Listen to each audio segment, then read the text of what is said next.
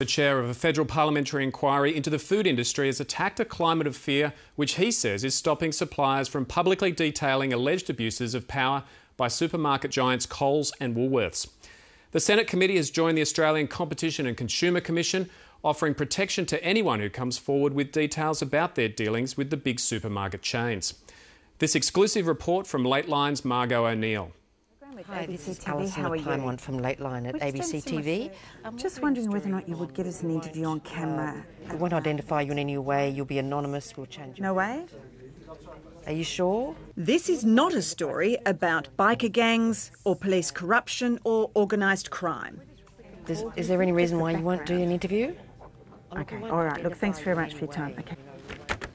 It's about supermarkets.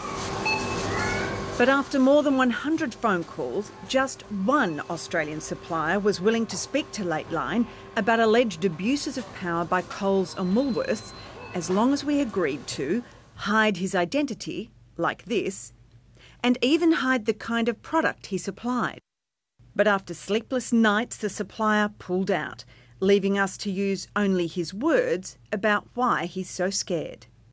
It's quite common for the majors to stop dealing with a supplier, and suppliers have little chance of a viable business unless they're serving the two major supermarkets. So it's too big a risk to expose myself. But I think the power of the big supermarkets is now too large for the proper functioning of our food supply. With an 80% share of grocery supermarkets, there are stories of bullying by Coles and Woolworths, of suppliers being forced to bear burdensome costs, of products being taken off supermarket shelves, of prices being slashed, of businesses shutting down. But so far, no one has been willing to step forward publicly with the proof. There's a whole circle of fear that exists around the supermarket movement. What really concerns me is that people don't feel that they can come out and openly talk about the issues that they're having in their dealings with the supermarkets without some fear of retribution. And there's no question in my mind that that fear exists. Without doubt, there is a climate of fear when it comes to farmers and food processors speaking out about practices of the big two.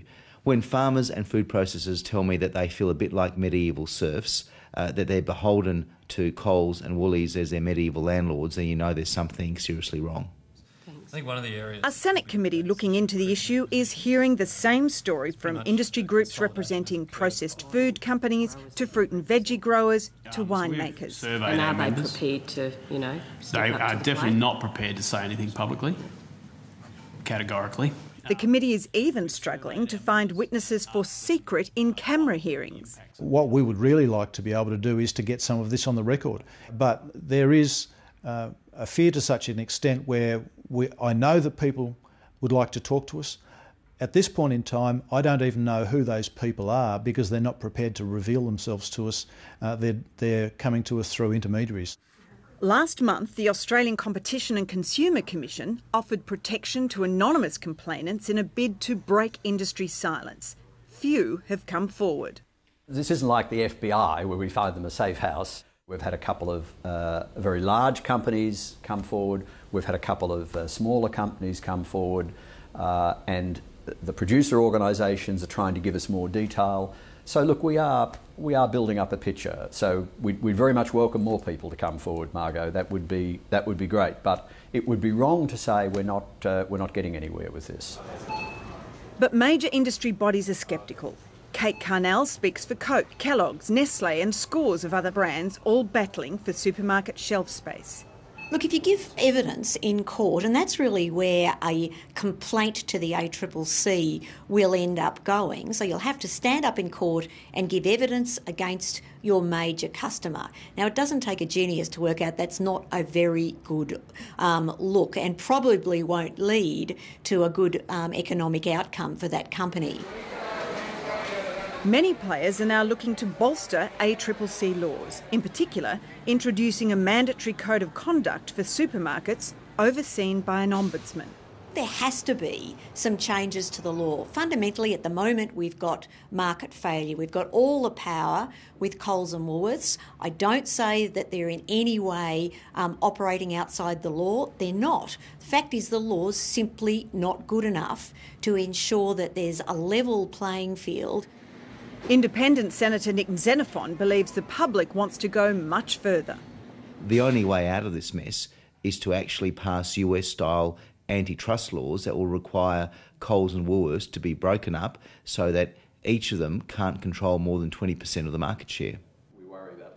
Rod Sims says people should wait for the ACCC to finalise its investigation, although he won't say when that will be.